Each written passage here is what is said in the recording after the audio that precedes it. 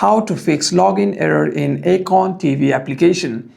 First, if you're having any kinds of problem on the application, make sure that the device is connected to a secure network. Swipe down on your control center and tap on your Wi-Fi icon to turn it on and to connect to a secure network. By doing so, you shouldn't be facing any network issues while logging in. However, if there's any other kinds of issues while logging in, you can simply go to your settings, scroll down and click on General, tap on iPhone storage, and you want to scroll down until you see the application called Acorn TV over here. There you have it, the Acorn TV application. Tap on its icon and click on Offload App. Click on Offload App again and reinstall the application. And what this does is it deletes the application whilst keeping its documents and data.